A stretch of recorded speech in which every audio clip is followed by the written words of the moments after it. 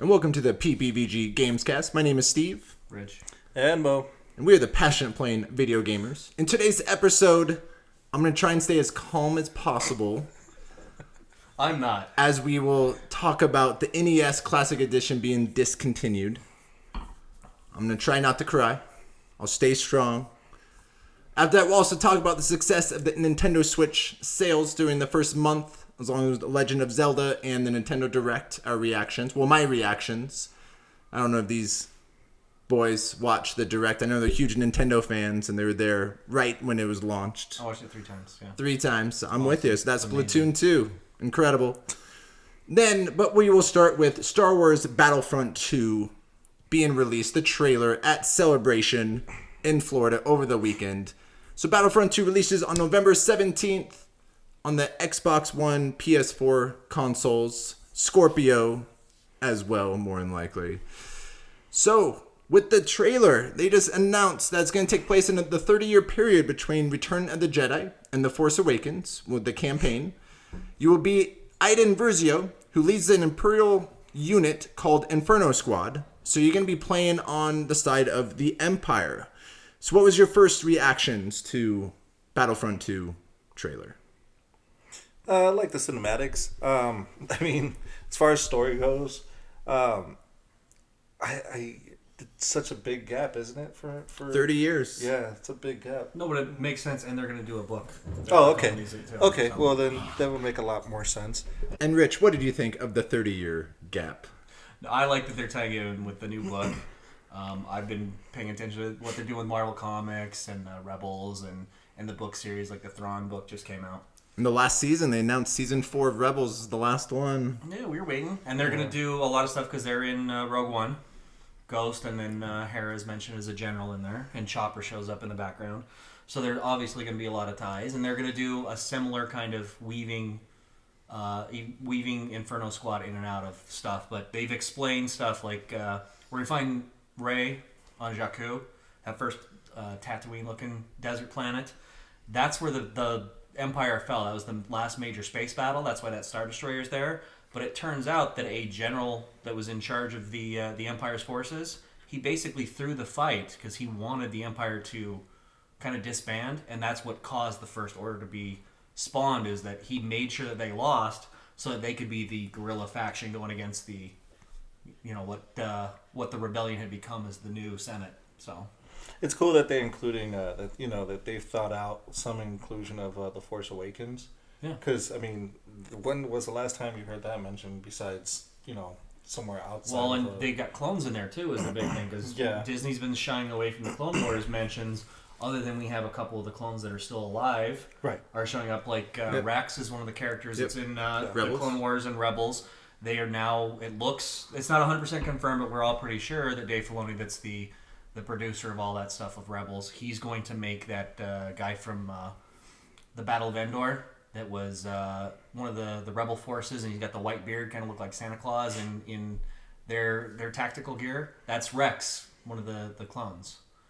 So that's pretty cool. They're going to have that kind of explained. Wait, he was? He was. They're retconning it. They go back and they go, remember that character? He looks a lot like how we eventually had Rex go. So they basically had this, and then they kind of went, oh, those kind of meet in the middle, and now they're putting them together going, yeah, that was Rex. So Rex made it all the way through the Battle of Endor. So... Well, I mean, yeah, they showcased a lot. It was I felt like that clip it kind of started off kind of slow, and it just kind of sped up, and then all this shit started going off, and I'm like, whoa, all right, I got to really pay attention. I had to watch it a couple times for me to see like all the finer details and everything. But I mean, that's exciting. They heard a lot of the backlash from the one of backlash, right? And I got burned bad. They're trying to fix it, and it's one of the reasons I didn't pick up the other one was because it's just an incomplete game, and that's exactly. Well, and they're saying that they're completely redoing multiplayer too. That there's a class system. It's not going to be the same kind of system. So even those that had adopted it and liked it, they're getting a different game too. We don't really have strong details. We certainly didn't see gameplay, but it makes me wonder that if they're going to do like a class system, are they taking notes and things from Battlefield? Because it's the same. Yeah, they have the class systems and everything. Yeah. So, I mean, That'd be pretty interesting to see. I would like to play a different class in the Star Wars universe. The big problem I have is when they keep throwing in new units and they make them canon. I don't have a problem when you do it for the game, but as you keep doing these things like Inferno Squad, we're gonna build them up because they're your avatar in this story, so they have to be somewhat powerful. Well, where were they in all these other things? They'll show them in there, but if it was so powerful, then why did they have a reputation of stormtroopers can't hit the broadside of a cruiser kind of thing? So, Death Troopers in Rogue One, like, where'd they come from? Now they're putting in the TIE Defender from the old TIE Fighter games in Rebels. Like, I would want to see a six-wing TIE Fighter in continuity. It used to be, but when everything went into Legends, now that's gone away, now you're going to slowly roll it back. Well, then why'd you take it away? Or when you bring it back, then how do I have all these tropes that you relied upon on the original trilogy with, the stormtroopers, they're inept. That's why the Empire's going to fall, is because the rebels have righteousness and ingenuity behind them, not just money, which is what the Empire had. So, I try to give multiplayer-only games a chance. Like, I got Titanfall when it was first released, knowing it was all multiplayer. I'm not a multiplayer person, but I wanted to give it a chance. Did that with Battlefront as well. I know there's no single-player campaign, but I still wanted to give it a chance and see it again. I barely even played. I didn't like it very much. But now they have the single-player campaign. Again, the narrative intends to humanize the Empire with, the character who believes the Death Star was a good thing. So again, getting that perspective. Has there been a Star Wars? I know there's been a few. Is there any Star Wars stories that stands out from the Empire's perspective? There's been a few, but not this way where she's not like a member of a religious order or she's not on a search for power. I'll be honest, what I think the storyline would be the best one is to basically do the inversion of kind of our war with ISIS. I know this is going to be like a touchy thing, but when you have the powerful governmental force and you have guerrilla tactics that are seen as like a terrorist force, if, like the World Trade Center, and we all stand up, that's basically, they blew up the World Trade Center as the second Death Star being destroyed. And she stands up and says, like, I'm not putting up with this. I'm going to hunt them down. That's kind of the story it sounds like they're going to try to tell. I think that's kind of a smart thing to do. I don't know how well it's going to go over because we're on the other side of that conflict in real life, but... And again, 30 years, like what you brought up, Mo, like 30 years, like, is that going to be rushed? 30 years, are they going to take their time? Like, how is it going to be? Again, only time will tell. Yeah, I get, like, once again... It's a concern. It's DICE. So they're known for kind of explaining this. And in Gaps, what they're doing with Battlefield is they release these patches or these DLC contents that keep expanding the story. Which is, it's cool, but then again, the way that they're controlling DLCs, I can see them doing that with this particular game, where they'll set out a certain enough story and also like multiplayer campaign and everything, and then releasing a DLC to keep adding content for a 30-year spanned universe. I mean, that's just out of thought, just experience playing from Battlefield. Yeah, I would assume the style they're going to take is it's a flashback that would be around The Force Awakens or the Last Jedi time frame, and then she's explaining, because the character details they'd given is basically she was an office worker, and then the first Death Star was destroyed, and she's like, I need to join the military because they're attacking us. Yeah. So it's that 9/11 parallel, and she starts reflecting of, when you see me, you'll probably have that first level, which is she's got like all of her perks and everything unlocked. That's your training level. Here's what you'll eventually be able to do. Then they go back and you're like, yeah, you never would have expected that I was stuck behind a desk 30 years ago. The Metroid formula. Yeah, and then they will start advancing that, and then there was that time when I finally hunted down the Last Jedi, Luke Skywalker, and you'll have that thing, and it'll be just after the Battle of Endor, and then you'll have something else that happens in the forming of the First Order or whatever. But you'll have all that kind of set up, and then eventually you get into the last third of the game, or maybe the last half of the game will be that Rey Kylo Ren era. Yeah, because they did actually announce that you'll have a chance to play as Luke Skywalker and Kylo Ren during the campaign. So you'll probably be some characters they show. With the multiplayer, again, it will feature full space combat mode, which was missing at the launch of the first one. It takes place during all three film eras. Okay. So for multiplayer, it's going to be going through the prequel, the original trilogy, and then The Force Awakens. And then announced heroes, you get Rey, Kylo Ren, Darth Maul, Yoda, Luke Skywalker, and Iden from the single player campaign as heroes announced, and up to 40 players with a class system for troopers, which can be upgraded, which they didn't have that in the original Battlefront. So I think this is the game that Battlefront 1 should have been. Like, we all know first Battlefront was rushed. Yeah. They rushed it to make the day like, oh, we got the license, EA, let's make a Battlefront, make it quickly. You has to be released The Force Awakens. But they knew it would sell regardless, so that was correct. How they afforded research and development. Yeah, A lot of people do that. They knew it was gonna sell. Once they made like that 15-second little teaser clip of Hoth, like, oh, we can do Star Wars. That clip, it showed nothing. I'm like, oh, everyone, and I bought in the hype. Again, it was Star Wars, it was Battlefront. It was a mistake. And that's why they got the backlash, though, is because they couldn't deliver. Let's be honest, it's kind of the Ubisoft formula that we've been talking about, Assassin's Creed, Watch Dogs especially, where they do the first game as a proof of concept, and you either buy into that world and the mechanics that they're presenting, and it's successful, and then they make the sequel, and all of a sudden we're like, oh, 2 is the game you should have been playing the whole time. That's the one I got sold on. Yeah. 1, though, could burn you so bad that you don't come back. Star Wars IP, you've got a little bit more grace period, so... Yeah, it was 2 years, so hopefully... And again, we'll probably get gameplay. It was all CG trailer, again, with the story, what it's all about. We'll get the which they're the using gameplay a lot of E3. Vancouver actors, so they must be filming the mocap up there, because she was on Arrow, and Paul Blackthorne that's on Arrow, he's one of the Inferno Squad, too, so... It just didn't feel like a completed game. Battlefront, the short amount of maps, no upgrades. It was just no single-player campaign. Just knowing that we put our Star Wars game, people are going to buy it. Yeah, pretty much. Yeah, that was the biggest complaint from people that I know that own the game, and they just told me like it is what it is. But some people don't want to play multiplayer. Some people are just same. That's me. So there's a lot out there. I'm one of the few that like to. I'm into that. Since Battlefield 1 was your game of the year. Yeah. And if they release this game with the intention of having a good like single player campaign and also multiplayer, yeah, I'll buy into it. But I don't want just multiplayer either. I do like multiplayer, but I like a little bit of backstory too. I like I want to outlive that. I like Star Wars. I like the movies. I like the games, and I want to see something done with it. I don't want just me to go into a field and blast everything and miss. It was pretty graphics. That would be funny if you get like a debuff. Yeah, for your stormtrooper. Yeah, like your accuracy is down 15%. That'd be awesome. Because then you really get some credit online. Right. If you like, oh no, I blasted through multiplayer on this level. And, and I was playing standard stormtrooper. Like really? Well, if you get a Scorpio, you'll be able to. You and I can play together. If you get a Scorpio. Let's see how the game comes out first. And we'll go from there. I'm interested. I'm intrigued. Again, they had a single-player campaign, so I'm in. Yeah. No matter what. Again, we'll see if they burn me a second time. But the first one's all on me. Again, I'm not multiplayer. Still took the chance. Yeah. I mean, DICE has been doing really good work. So, I mean, hopefully they put as much effort as they did in Battlefield and so forth and into this game. If they do put that much effort, then it'll be a great game.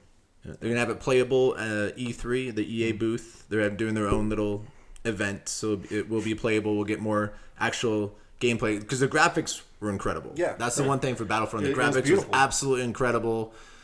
I'm not sure. I only played it for like 6 or 7 hours. Just look at something pretty when I can just watch the Star Wars marathon and be excited. No, but like that VR DLC that they put out, that was awesome.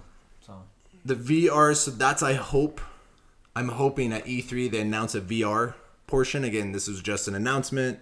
Hopefully they'll add more in E3. We're gonna have like a VR levels. Yeah. VR is perfect for space combat. Yes. Like that VR, if you have a PSVR and Battlefront, it's free. Like the VR mission is free. Download it, play it. It is incredible. Yeah. I want a full game like that. I want a Rogue Squadron VR, and I'll probably play that until the day I die. So that makes me think, now, when they release that for free for that attachment, do you think that's the reason why they released it? That was proof of concept for them. Yeah, proof of concept. Yeah. And it was probably, I bet you Sony paid a pretty penny for it to make sure that was there, because, again, you knew people were going to play it, and much like the Batman thing, if it wasn't for the Batman, I probably wouldn't have tried it, because I was so interested in the Arkham series. That's why you got it, and I was like, I want to try this. I knew you'd want to play it. And as soon as I played it, I completely bought in. If it had been one of those other games, I would have been like, it's cool, but yeah, I don't...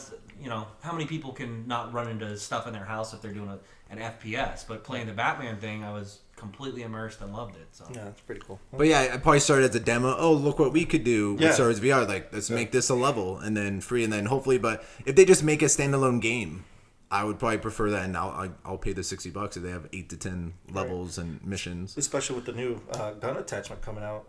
I mean, Farpoint it May would make 16th. sense. So that's an interesting point. If they do a VR first-person shooter of Star Wars, I'm getting hard thinking about that. it'd be pretty cool. Pretty cool. My mind's actually blown of that idea of a VR.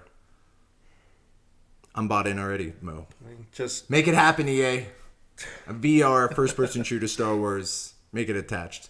Maybe they might do it yeah, I know. with because- Battlefront. I mean, with this new attachment coming out, I mean that's gonna help developers change a whole but lot. only of if the you're on game. rails because you can't control movement. No, we'll have On to the game, you can yeah. So with Farpoint. No, but that doesn't kind of take away from. That's why I was saying like a racing or a flight simulator kind of thing. That's where it works. Yeah, because it 'cause makes you're sense in that the cockpit, You're yeah. seated. You're not having to worry about anybody, putting up videos of when you fell through your TV because you ran into some or you hit a wall and got a concussion. I will want to. You got all request mixed you up do in that. Batman. You had to move around a little bit in Batman. And I was hesitating, Yeah. right? So Yeah. Almost tripped over my table. Actually, this table almost tripped. I almost tripped over it. And like I turned the head. I took the headset off. I was like facing like the opposite direction that I thought I was. In the morgue scene. That morgue scene, I was moving because around. there's so many doors and stuff you have to look behind for clues. Yeah, and I got all mixed up. I'm like, how the fuck am I facing this direction? I got completely, totally Were you lost. disoriented? Yeah. You're like, what the fuck? Well, Yeah. then you got all those cables too. If you turn around too many times, you strangle yourself. I didn't know there was an octopus in this level. I kind of like it a little bit. A little getting Wow. strangled in VR. Well, hopefully with the new release, hopefully something they can perfect and utilize for Star Wars. I'm just Strangling them? what? No, no, not strangling. Oh, okay. Clarifying. Until I can be Darth Vader, then I can strangle someone. You can be. We'll probably put Vader in there. Do it, and I want to strangle people. I want to see. The talk Force about- Awakens. We'll talk about that in the next segment. And November 17th, the release date, probably expected mid-November, like the first one. They put their flag out, first game in November. Again, we'll see an E3 when who else puts their flags through October, November, that very high release scene, trying to get their fall games out, and we'll see who wins and who loses, because there's always going to be losers. Same thing with last fall that we talked a little bit about. Yeah. All those major titles, high-profile titles, they all can't be winners. It's true. We'll just have to see what happens. Yeah. We'll wait until E3 to see the actual gameplay. That was all CG with the release. But so far, we're excited. Just a little bit more information before those two buy in. Because you didn't buy the first game, right? No, because I had a feeling like I didn't when they didn't announce single player or anything or storyline. That's when I was like, how many maps did they release with? Not very many. It was like 4 or 5, right?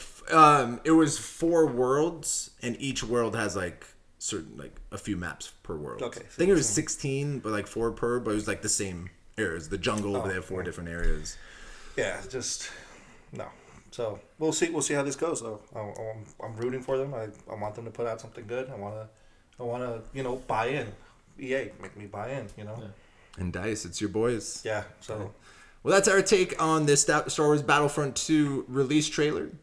Please let us know in the comments below what you felt of the trailer. Also, at Star Wars Celebration over the weekend, they didn't just release Star Wars Battlefront 2 trailer, they also released Rebels, yep, that's right. The Rebels Rebels Season 4 trailer. Season 4 trailer and the episode as well. They previewed the season Yeah, premiere of hour-long season premiere. of season 4. Absolutely, I'm excited for that. The last final season of Rebels. But they also premiered the teaser to episode 8, The Last Jedi.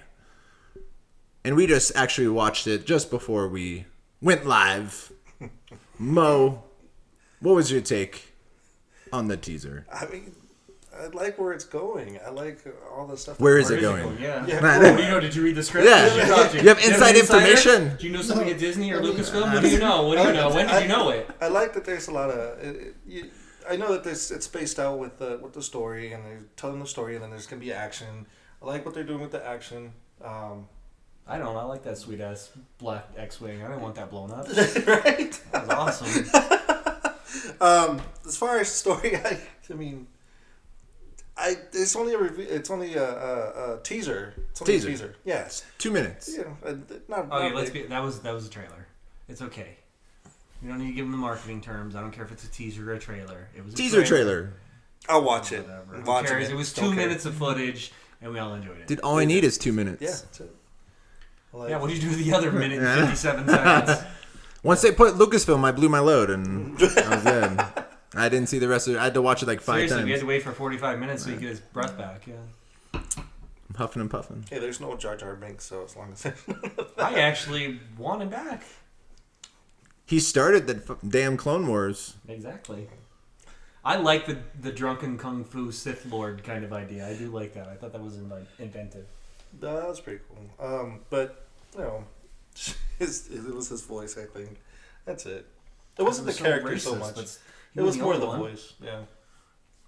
It wasn't the character in general. It was just like the way he talks. It just killed me for. No, the Nemoidians were the same thing. Yeah. That was the worst Asian racist stereotype Oh, I've seen. yes.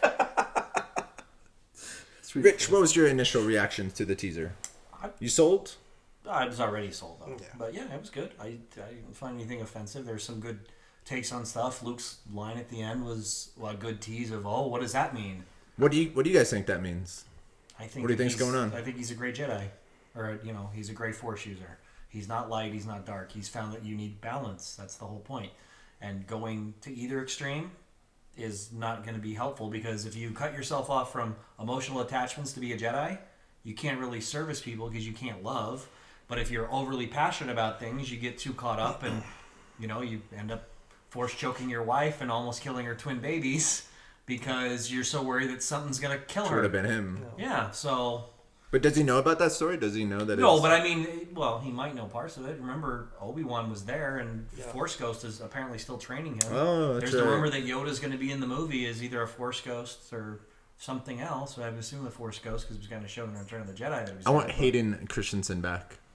I actually read that there's a long time ago that he was in talks. Yeah, but that of- was Force Awakens kind of stuff. Oh, was it for The Force Awakens? No, but he showed up at Celebration. He's still on good terms. Well, I know, yeah, he started Celebration, but I actually filmed that it would be Anakin Skywalker as a Force Ghost. Yeah, because they were going to do... Wasn't the Ghost going to be switching between Anakin and Darth Vader? That he was kind of showing that he was in between? I think that That would be cool. actually makes sense. Or playing both sides. No, I actually think he was conflicted because that was part of the backstory, even now in canon, is that Darth Vader considered Anakin was a different person, and Anakin was dead. So that's part of where you get that whole Obi-Wan, and he says, in a manner of speaking, in a way, or from a certain perspective, is that, he killed Anakin, but you're Anakin. And that's why the Force Ghost, when they changed it, when he did George Lucas's 6th iteration of Return of the Jedi, it went to Hayden Christensen because that was Anakin Skywalker. And the old man would have been Darth Vader, so. But they were going to do that, but that also, if you're going to try to do some kind of redemption or challenging Kylo Ren's perception of what the Force and balance means, it would make sense to have him as a dark side user that falls to the light, give you the inverse. They're both extremes, so it makes sense to be. And the Rebels, the Bindu, he's the one in the middle. It made sense that you're trying to put forward these things. Remember from the KOTOR days, Jolie Bindo, that was a good example. He fell in love with somebody and decided, I don't need your rules. I still don't want to harm other people, but you're missing out on great aspects of life and existence. So Or Kyle Katarn. Yeah. Well, that's what happens when you become a Jedi long after you've been a youngling. Right. So, And then, that's why you don't train them. and then Kylo Ren, it looked like he had the Anakin scar above his eye. Yeah. So it's probably from his damn lightsaber. Probably accidentally cut himself. What's that thing used for? Did they actually say the logistics of why it comes out on the sides? Yeah. Because his crystal is broken. So it needs to vent off the extra energy. That's why it has the... What a loser. Can't get a good crystal? No, because it's an ancient blade. It was like... Okay, so here's the nerdy Star Wars stuff. If you didn't think I would be the one who knew this. The crystals, the kyber crystals that they use for the lightsabers... They attach to people. Well, because you're a dark side user, the crystals kind of reject you. So when the first Jedi fell and became Dark Jedi, they had to create synthetic crystals. That's why they're all red. That's why you have the different spectrum in the Jedi Order, where you have blue and yellow and green. And if you're that one guy that's Mace Windu, who is not alive. I They like never the shot him idea dead. that listen. I love Sam Jackson, and he's in everything, and he should because he's awesome. But can we? I don't want another guy that fell into hiding. But oh yeah, he happened to not ever talk to Obi-Wan or Luke or Yoda or anything. He's just been hiding for 40 years. I think that that's a crappy way of handling it. But if they got a good story, I'll go with it. But no, they're synthetic He'll have his own crystals. movie, standalone. Yes, Mace Windu. that's what I want to see. With one hand, because remember that got chopped off. It's a robotic arm now. That's set forth in the other stuff. It makes sense, but he's just lightly charred and maybe broken legs from the fall. No, they're synthetic crystals. Darth That's why Maul they're came all back. red. Darth Maul came back with no legs, so it's possible. Yes, that's the one problem is that I don't think a lot of people know that Darth Maul survived that. Darth Maul survived somehow. I still have no idea how the explanation was. He hated the Jedi. His bond with the Force is so strong, and his hate fed him. His hate It's energy. fed him, but he was Just cut like in how- half. No, but just like how Jedi can heal, they got Force heal. He basically he was staving off death with his hatred. Yeah.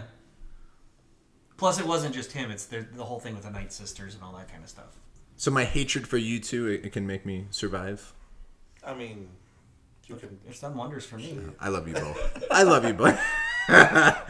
But the teaser trailer, again, it doesn't matter. I want them to keep as much secret. Same with The Force Awakens. They didn't really show very much with the plot details. Well, it's not slated till Christmas. I mean, Yeah. it's still a lot of time to go. Which is a good point. Is You don't need to give away the whole No. movie And at all. and you But shouldn't, certainly yeah.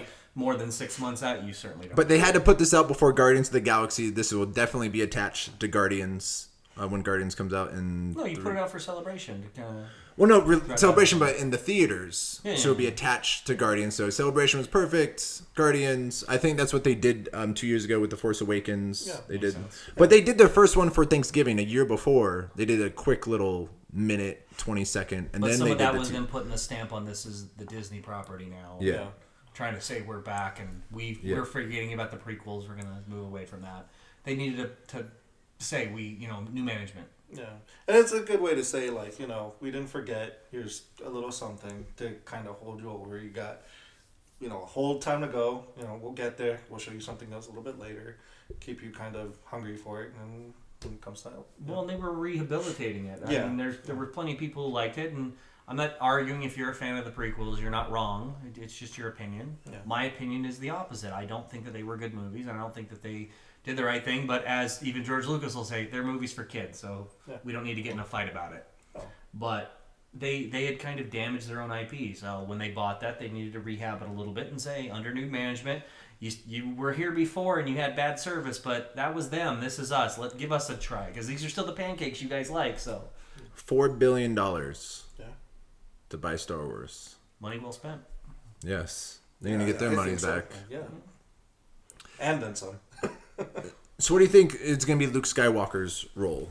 Do you think he does want the end of the Jedi? I know you said gray area, but what does that mean? Does he want to train? It looked like he was training Rey. I think that's where Kylo fell. He was trying to enforce rules in a place where things have changed. So when he was trying to enforce rules, that's where Kylo went to the dark side, is because it didn't work for him. And it's because he was emotional. He obviously is emotional. That's why he's having those fits. Yeah, very. Well, he And has so- granddaddy issues.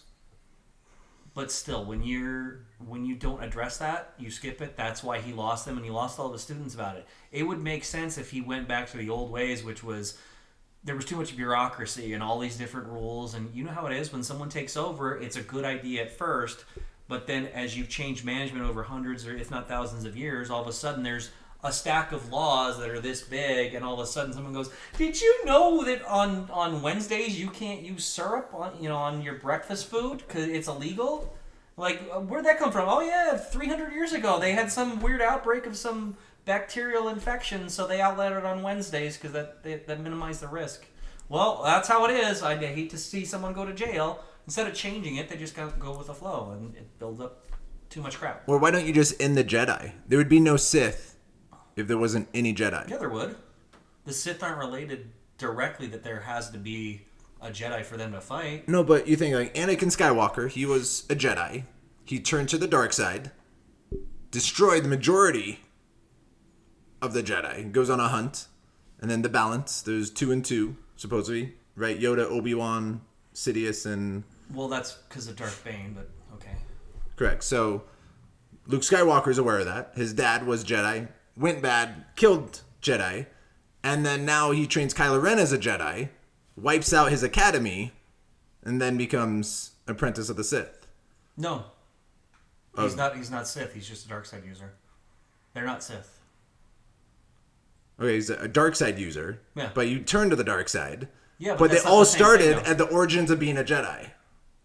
I get that, but what is Snoke? Because we don't know if he's a Force user, and he's not a Sith. He's at least aware, if not a dark side user. He's aware of the dark side, but the leading theory is that he came from the Empire, that he might be that general that basically formed the First Order, or he was someone in that little inner circle. Okay, don't know for sure that's going to be part of the movie, but he wasn't a Jedi. He'd never been a Jedi. Palpatine was not a Jedi. He'd never been trained. He was a dark side user and addict and became that. So I get your point, but removing the Jedi doesn't remove your fall of the dark side. But the dark side users, though, like knowing the history now, if you get rid of the Jedi, Kylo Ren, Luke, who else? Yeah, but it's the fall of someone that is trying to use the Force for light side pursuits, gets seduced by the shortcuts and the power that's presented from the dark side. You don't have to be a Jedi. You could just be in the Resistance and then go, you know what would be better is if I could just like force choke the moon into obliteration and they can't use it to blow up 4 planets at once. And then that makes you a dark side user. You're not Sith, you're not Jedi, but it's the same path. Has nothing to do with it. But they all originated by being a Jedi. A lot of them have. Yeah, so but that's like cut saying, out the you know how- middleman. No, but that's like you saying, you know how we get rid of dirty cops? No cops. We just get rid of all cops. and when Excellent there's no plan. cops, That's an excellent there's- strategy. I'm you for can't that. have a dirty cop I'm if there's for no that. law enforcement. But- You need that meme right now. No, but it's easier though. But it's easier right now if Luke wanted to. There's only very few Force users. Then you just But they don't have to be Jedi. They don't have to be Sith. The point I'm making is they're not necessarily light side or dark, and I think that's his journey is realizing true balance comes from accepting both sides. So because no affiliation. Yeah, No affiliation. find your own way. Yeah. Have your own little moral code or things that you'll do, but there's times when you need to choke a bitch, and then there's times when you need to heal the world. Anakin Skywalker, is that when he had to do No, to... that was wrong, but He okay. said sometimes he had to choke a bitch, that's Listen, what he did. nobody really gives Mace Windu shit, but basically he was trying to take over political power. He didn't know at the moment until they were in the office that Sidious was a Sith user or was a Dark Force user. He had an idea. He showed up with 4 Jedi and had was a- going to take him on, and they all got gutted except for him, and then he took them on. But he was basically trying to overthrow the government. Now He had we an know- idea. Anakin Skywalker said, I think he's the Sith But that he we're... didn't know, He and he didn't didn't know. trust Anakin because he thought that there was something odd about Anakin. Yeah. And who did he turn to for help in those last moments that turned on him and cut off his hand? Anakin. So he obviously, again, wasn't the brightest guy, which is why I don't think that he should survive. That's part of Darth Vader's fall is that he killed Mace Windu, and we're like, oh, he was a badass motherfucker. Yeah, Darth Vader sliced him right the fuck up and sent him out the window. That's what makes them villains. If everybody survives that shit, they're not villains. Dude, They're just, Rogue One. They're just throwing punches. Those 30 seconds. I was going to bring that up. I get why that's badass, but considering that was literally like 20 minutes before episode 4 started, I hate that scene's there. It looks cool, but it doesn't make sense because he never does that in the original trilogy, and there's no reason that comes up in Rogue One of why he can't, other than I guess he respects Obi-Wan, so that's why they have their old man saber fight. I know he beat some ass in So that here's- hallway, and then Obi-Wan, that fight in A New Hope. No, was- and here's my thing is that when I bring up problems, I like to figure them out. I'm not just criticizing. I think I've got a solution too. Here's what I would have done. He had been injured in the fight of Mustafar, kind of been brought back as Darth Vader, has those things, has this little fight with Ahsoka during Rebels, right? But she injures him. She fucked him up a little bit. What if it went a little bit farther and like she hacks him in half? So not just like he's cut off at the knees, like she Darth Mauls him.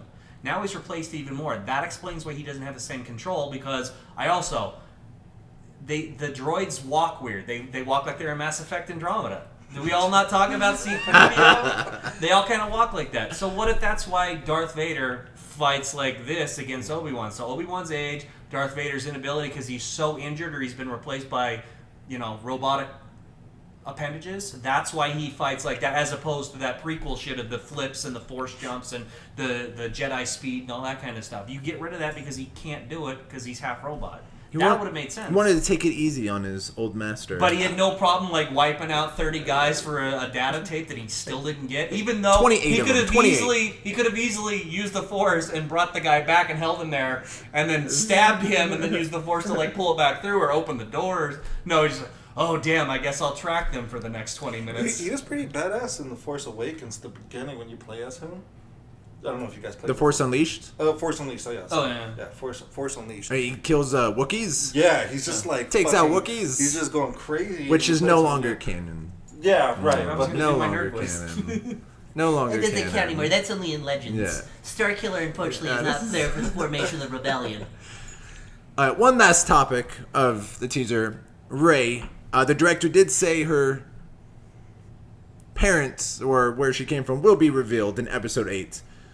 Who do you guys think Rey is? Mo. I don't know. Really don't know. No idea? Nope. Any guesses? What do you think? She's just random? Think No. she's Luke's baby? Luke's baby? That'd be a head turner for sure. I mean, we could go with that, just for speculation or whatever. That's what made sense back then. Yeah. They said, though, that the parents don't appear in Force Awakens. So even though he didn't have lines, Luke did appear. So I would think that eliminates him. I think that she obviously has to come from lineage of a Force user. I wouldn't be surprised if they bring back the cloning thing. That kind of made sense. But I think that the parent is the pilot whose helmet she has. Now that could just be stuff she found from the Battle of Jakku. But here's the problem: is that people that were paying attention, I don't take credit for this, just watched it. But if you look at the pilot, they're using that galactic coding on there. The name there is Lieutenant Rey. So she either wrote that I'm going to be a pilot, and she put her own name on there, or she got named after, she had that helmet, and someone's like, well, what do we call her? I don't know. Her stuff says Rey. I guess her name's Rey. Yeah, I didn't even notice that. No. Well, I didn't either. That's one of those things I wouldn't have known. I don't know. I'm still going with my initial instinct as she's a Kenobi. I like that idea, too. I like that. And that's my thing, is she might be under their, she's being raised by them, but that doesn't mean that they're genetically her parents. She could be adopted, put there because it's the cloning thing. Do you guys know anything about the Sentinel droids? X-Men. No, even actually in the Battlefront 2. Sentinels. The Battlefront 2, when she walks in and you see it looks like a Crimson Guardsman, except he doesn't have the helmet. It's a video screen, and basically the Emperor had recorded last messages, if I die, these things go active, and they tell you here's what we're gonna do. We're gonna fuck them up. Here, I'm activating all these other fuck some shit up. You know how they had Order 66 was kill all the Jedis, basically? So it's here's Order 67, 68, 69, all the way through 1,000. Get going. And that's what that character is there for. And they've shown up in books, and they've shown up in the comics. They haven't shown up in Rebels, of course, because it's a different time frame. But now this is them putting him in the video game. It would make sense if it was one of those, okay, clear out the cloning vats, ends up, and that leads to somehow these rebels get a young baby or a little girl, and the Battle of Jakku happens. She gets left behind on the planet because of the devastation from that last space battle, and gets raised there. And I just think Kenobi, while watching over Luke, met some chick in the cantina, bangs her. That's against the Jedi way. That would make him more of a gray. You're in exile. A gray Force user as opposed to You're a in Jedi. exile, man. But no, that's the whole. That's why the Last Jedi would make sense. Dude, 20 years of no pussy. He went conceivably, other than Satine. Dude, which in isn't the even desert by confirmed he did yourself. anything more than kiss her. What are you gonna do in the desert by yourself? He's a monk. No, I don't believe it. He had to get pussy at least one time in 20 years. That's the point of what I'm saying. One time. No, that's what I'm saying, though, is that's part of why they fall, is because they're told you need to uphold all these standards. Well, sex is one of these passionate, emotional kind of things that'll lead to the path of the dark side. Dude, I would be dark side easy. Use those force powers during sex. I'd be done. Where are we going with this? Just so you can choke yourself. We get it. You're a weirdo. Never thought of that. We already get it. Choke myself. There we go. But no, just as a Kenobi, and then Kylo Ren finds out that he's named after Rey's daddy. Yeah. With Ben. But we'll see. Again, when it comes out December 15th, 2017, so we have plenty of time to get hyped up. But that's our take and our predictions for The Last Jedi. Please let us know in the comments below what your reactions were of the teaser and your predictions for the movie. Nintendo has finally released their first month sales for the Nintendo Switch, and it is the #1 selling console in March. Sold 906,000 units. It is the fastest selling console in the history of Nintendo, and one of the fastest selling video game consoles ever for any company. I believe the PS4 is the fastest selling console of all time. And Zelda sold more than 1.3 million units. But the odd part is it sold 925,000 copies on the Switch when there's only 906,000 Switch consoles sold. Over 100% attach rate. Rich, what are you feeling about that? The greatness of Legend of Zelda. I already said it's all nostalgia. No, we had this discussion because I asked him what the disparity is, and he said he was finding sources that were basically people bought the collector's edition and the regular edition to open up and play. Which is what Nintendo said. Bought a limited edition, didn't want to open it up. And with the Amiibo secondary market, that makes perfect sense to me that you guys bought a game twice to play once. That makes perfect sense. That's why I think that Nintendo doesn't understand the business. It's about the nostalgia factor, and you know, it is a great game. I get that. It's getting great reviews. It obviously is a system seller, but I really don't think that they have anything much beyond that. They do have their IPs, as I said, but it's the same thing. You're just buying it because it's Zelda. Just like our previous segment. We're going to go see Star Wars because it's Star Wars. Mm-hmm. I agree with Rich wholeheartedly. Like, it's people buying the extra. Of course, Nintendo's not going to... What are they going to say? It's money towards them, you know? Yeah. It's just I don't know. They marketed it good. I mean, that's it for that, too. But, again, it was the only game, really, to purchase the Switch. Yeah. So, because I remember when we first discussed in one of our previous episodes, when they did research around 80-85% attach rate. That was like during like the beginning, when they first getting the data during the first week. And then Rich was like, that seems a little low, like 80-85%. Like, because that was the only game. I wouldn't imagine anyone buying a Switch if you weren't planning on buying Zelda. Of why you would invest $300 for what? But that's what you're saying is basically 19,000 people didn't.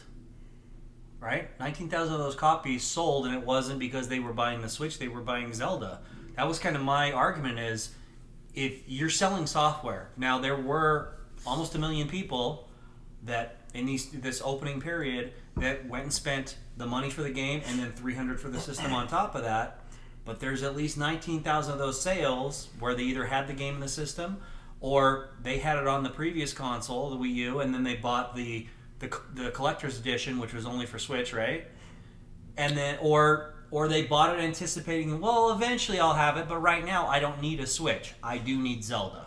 And that's what they bought.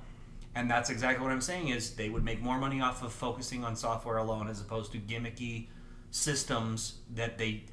Like with the Nintendo Classic. Cows all day. Milking cows all day. Nintendo Classic, that's a good example. You couldn't keep up with the demand. But if you sold I'm not ready. I'm emulator not prepared package, for that conversation yet. But if they had an emulator package, you could have bought that same thing, $10 on your phone, on a tablet, gotten the same experience, and you wouldn't have had scarcity because it would have been a digital download. You can't run out of it. And they would have serviced their market better. Which means that you will eventually, whether it's short term, which I think short term you would have made more money too because this thing was sold out and there were wait lists. Well, if all those people got to put down money, they would have made money plus they didn't have the manufacturing costs. So they would have made more money than they did. And everybody said it was a big success. So I'm talking about even bigger success. I'm not an asshole. I don't want them to go out of business. I want them to be as strong as possible. I want them to cater to the most people that they can as opposed to... I'm a guy that would buy their shit, and they've told me I can go fuck myself. So I told them, you know what? Not fuck me, fuck you, and I don't buy their shit. Fuck me, fuck you. Yeah, I love it. Exactly. I love it. This guy right here. I feel that This guy. they've basically given me the finger, so I gave them one back, and we went our separate ways. Yeah. But I'm one of those guys that could be adopting this, and I'm not. No, and I see where you're coming from. I mean, Sony kind of did the same thing to me, and I'm not a apologist or a fanboy for Microsoft, but right now, the current generation, the Xbox One's the only one I have, because as far as what I've been looking for in a system, all around gaming and entertainment, affordability and the titles I was looking for, the Xbox One was the one that reached me the easiest. So, that's all. Sorry, I didn't mean to cut you off. No, that's how I was with the same thing with PlayStation 4. It was same boat as you, you know. You know, for what was in that limited edition for Zelda, like I don't even know what was included in it. It was. What, they didn't include anything big because a lot. Isn't there like a cloth map of Hyrule? Like Hyrule and like a little keychain thing and whatever else. Yeah. I didn't see anything like. Usually when I buy like collector's editions, they include something big or a statue. Like I'm big into the whole statue things. I like those things. Because I know what they're worth. I know what the price is. If you go into a comic book store and you go and you look at those like Harley Quinn or Batman or any type of statue, anything. 75 to 150 is standard. So if I'm Guaranteed. getting that in the game for 120, I think that I've sold. A good purchase. I'm sold. Yeah. So that's what I look for, and I don't even think they included anything like that. So I didn't see a worthwhile purchase in that. I do know people that purchased both. Just the regular game and the limited edition, and never opened the limited edition. Which I know a couple. Because that's what Nintendo said. If And people I'm bought like, the limited, didn't open it, and just got the game. Like there's nothing. I didn't see anything special because to it. they've been marketed to, and they love the IP, which they should. It's great. Right. Yeah.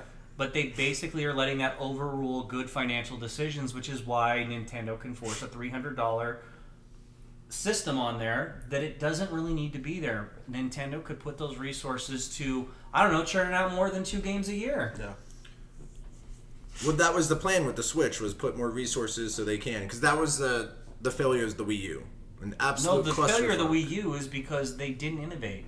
And it was all marketing bullshit. And they figured the Amiibo would carry them through the storm.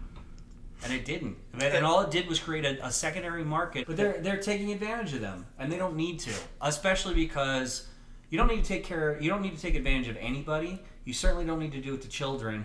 And they're making plenty of money, and if they would do it in a better way, like I said, the software-only approach, there's less manufacturing costs, the same research and development costs, distribution goes down, your attach rate goes up, though, you're making more money. Pokemon Go, I keep going back to them, I know it's not their game, but it's a good example of what their IPs are capable of. They would make a lot more money, even they got the bump when people thought that was their title. Just the idea that Nintendo was part of that gave them a huge bump, billions of dollars, and even after it got corrected, they were still up $2 billion in worth. Why does this happen? Because people are that attached to it, but you're selling me bad product. If you get food poisoning at Krispy Kreme, you don't go there anymore. They're great donuts, but if you got sick, you'd stop going there. But for you have whatever something reason, against Krispy Kreme? I was just an example. But for whatever reason, because we're so attached to these other things, we keep going there and shopping and buying their crap. Yeah. And then half the controllers were broken. 80%, right? Is what I feel concluded. I feel 80%. We know 5 people with Switches. 4 of the 5, the left Joy-Con does not work. And Mo is one. And they all bought at different stores. Yeah. So it wasn't just one batch at the same retailer. Right, different stores. It all came from all different places. I mean, that is not good. That's not a good start, regardless of if they're selling and making sell. Now I'm starting to wonder, like, how many of these people are pissed off now because they can't even use a controller like the way that it's supposed to be utilized. You can send it in for free and get it back. I understand within that. 1 week. But it's still... Would you send yours in? I can't let it go. See, that's my point. He hasn't played in a couple weeks. He could send it in, you get it back in a week, but he hasn't felt the necessity to do it because he knows until Mario Kart he doesn't need it. So he's not focused on it. Here's the thing. I have Mass Effect. How many people are not even looking for Mario Kart because it's the HD remaster version? Battle mode. Whatever. there's not really that many people that are into competitive Mario Kart that much where they need that one little extra advantage level. But I do understand why they're doing it, Mario Kart 8 Deluxe, because not many people bought the Wii U, and not many people played Mario Kart 8 because of that. The Wii U was what the Switch was supposed to be. But wait, it's a good game though, right? It's a great game. I loved it. But nobody played it because they did it the wrong way. No, And the if you Wii put U, it yeah, in- yeah, it was if wrong. you put it in your consumer's hands in a way that, yeah, you've got 1 million consoles out there now. The U.S. In the Yeah, US, but you've got the ability to market that to them, because people didn't buy the Wii U because they had forced a crappy machine on us. Right now, we're riding the Zelda train. Yep. But if the Zelda train wasn't there, do you think those numbers would be where they're at? No, not even close. If it was Mario Kart 8, this deluxe version, would it have done the numbers? Because the Switch is not necessary on its own. So the numbers 906,000, that was in the U.S. Again, they have sold millions worldwide. 460,000 was on the Wii U. Again, that's what they promised, that the Zelda will be on the Wii U, so they did keep that promise. But with Mario Kart 8, Rich, you were talking about would it has sold as much as Mario Kart 8 was the launch title. Yeah, it wouldn't have. I think we can all agree to that. Yeah. Because there's not a noticeable difference between the Wii U and the Switch. My point was, when we jumped from the NES to the Super Nintendo to the Nintendo 64, PlayStation 1 to 2 or 2 to 3, there's a noticeable difference in game quality, the ability of the system itself, availability, all kinds of things. New partnerships they made with third-party vendors. Nintendo was still their little entrenched, enclosed niche market where they used to be the innovator in the industry. They built the video game industry, or they rebuilt it after Atari, bailed out. Yeah. So, but now E.T. now they've turned away. They're focused solely on their titles, which are great titles, but that's what makes them a better running version of Sega, which is you've got good titles or great IP. If you get away from having to churn out these systems and trying to be competitive, and when I understand why people are afraid of the one console kind of future, why we think innovation will only come through competition, but sometimes competition that's needless can destroy the whole industry, because when there's 15 people and they're all doing it badly, or 14 of the 15 are doing it badly, or 10 of the 15 are, they get a bad reputation. And these other companies go out of business. So when they don't have the resources to build their own IPs, and those titles, everybody can get Madden on every single system. So that's how we ended up with EA, is because they put it cross-pollination. They didn't care. But at one point, EA was considering making their own console. EA wouldn't be the company it is, good or bad, if they had done that, because we didn't need more competition in the system market. You don't need that, because there's nothing that is really that much difference, which is why we all have this fanboy marketing bullshit arguments about Sony's better than Microsoft, Microsoft's better than Nintendo, Nintendo's better than Sega. We all go back to that because we're fighting the battle if they're making us fight. We're all gamers. We shouldn't be having these Everyone arguments. wins. But we don't if companies we almost lost Sega. Now, they haven't done as good with their second chance, but they did almost get obliterated because of their missteps. What if that happened to Nintendo? Because as much as I rage against them on this show, I don't want to lose Zelda. I don't want to lose Mario Brothers. I don't want to lose Metroid. I don't want to lose Pokemon. I don't want to lose a lot of this stuff. And the Wii U was a huge misstep. And huge. And let's be honest, they lucked out because the Wii appealed to seniors, because it was the first step in virtual reality. That's the only reason, is that was proof of concept for that. And it was easy to get into, and it was somewhat inexpensive, and there weren't cords involved with the headsets for Oculus or the PSVR, right? That's the only reason it's what it was. Zeus wanted to join in on this Nintendo chat. He He understands. understands. That's why he's smiling. He I understands. don't understand why you bought the Switch, Dad. Yeah. He doesn't. Go shoot up. I Nobody will don't. notice. Yeah. Nobody ever plays Do it. it Nobody will know. now while Yeah, we're doing when the he shits podcast. out my left Joy-Con, now I know why it doesn't work. Thank you for helping Daddy with that. Yeah. No, if we lost them, it would be a huge blow to the industry and to creativity in this industry. But I think there would be a Sega and just make games for. They if do absolutely that route. could. But then if If that seems like a viable alternative, then why are we agreeing that I need to buy a Joy-Con? Why do I not just buy Zelda and it's available on the Xbox One? Or I can You can download borrow from my the Wii PS4 U. Store. I don't want to. Yeah, I wouldn't want to play it either. Exactly. On the Wii U. Again, you'll borrow my Switch. But you made a great point about the Zelda Gravy Train. Again, that was their launch. What else would they be able to do? They had their Direct. Again, now this was their plans, the post-Zelda launch, what type of games. So they did finally Splatoon 2, release date, July 21st. Again, I loved the first Splatoon on the Wii U, one of the very few games. Again, they started a new IP, which was great. Again, my boy Zeus loves Nintendo. So join in. He doesn't. He does. He liked lines liked with me. watching me play Zelda. Splatoon 2, they introduced a new horde mode called the Salmon Run. So you get a 4 group, and then you have to take out enemies, wave of enemies, trying to collect these eggs. So again, that was the one thing I was talking about, is they need to find a way to make this look like an actual sequel than just a 1.5. Something that I might even play.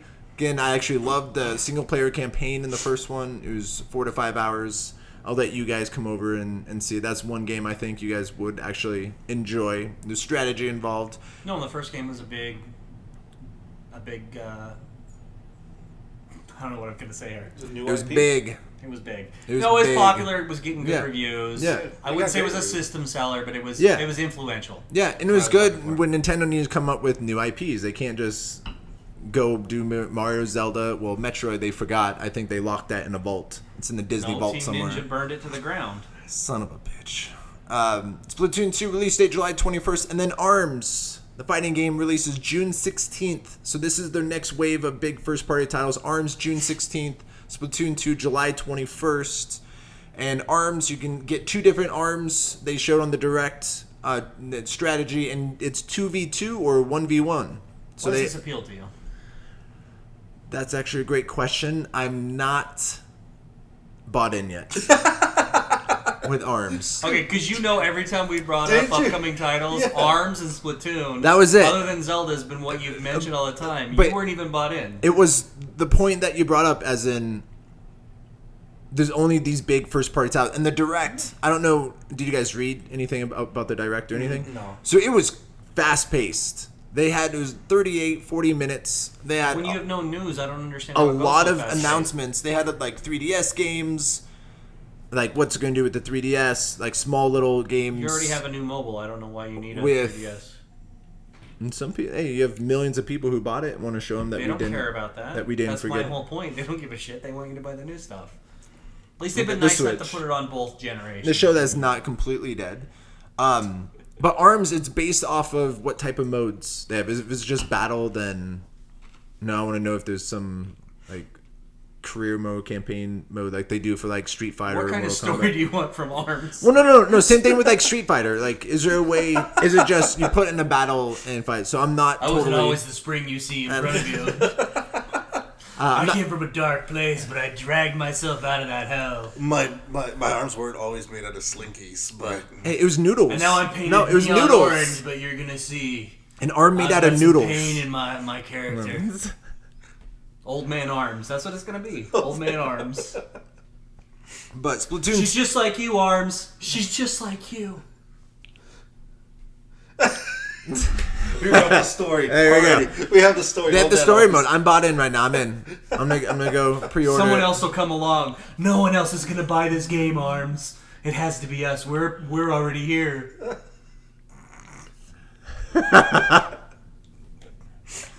Now I'm gonna buy it now, just in spite of this bullshit. That's one Nintendo. You're on your way. Have fun with that $60 The game. developer's Yeah. mom, so that's another 10 people. That's 11. There you go. You got 11 sold. 930,000 more to go. I'm not totally bought in with it. It was too long. We just lost one Nintendo. Yeah, that is. That quick. I think I'll be too busy trying to catch up by the time. But it's a fighting game. If I put in we'll see. Splatoon 2, I'm bought in. I'm already in. But it comes a point as in third-party support. are they really going to have their first party be able to support this? So they have these two major first party games, Mario Odyssey and the Holiday. Hopefully E3, they come up with the big guns to show this is what we're going to do for the next year so we can have a big game Star Fox. each month. A big game each month. I thought it was going to set you off. Dude, I'm holding it for the NES Classic. I am holding it for the NES Classic Edition before I just Fair enough. I explode. won't poke the bear. So hopefully in E3 they actually show the third-party support to actually support this console. Hopefully they learned the lesson that first-party support is not going to be enough. Hopefully they get some third-party support that takes advantage of the gimmick, supposedly, of the gimmick of the Joy-Con. And if I can fucking buy a Pro controller, that would be cool as well. Make those for retails. Whatever. I don't... Fucking left Joy-Con. It's alright. But what do you guys think is the future of the Switch? Do you think it will be able to sustain the momentum that it started? No? I mean... Because, Mo, you have a Switch. You just bought Blaster Master. I just bought So Blaster you're Master. in, and you bought Bomberman. Got Bomberman, yeah, for this nostalgia feel and getting back the classic, going back to the original classic Bomberman that they had, not all this crazy shit that they were putting in Bomberman. The gritty reboot. Yeah, the gritty reboot. So I liked it a lot. I mean, I want them to maintain momentum. I want them to bring back some of the NES classics as remakes too. I did look at the Nintendo store today. I did see Wonder Boy on there, remade into HD, and it looks pretty good.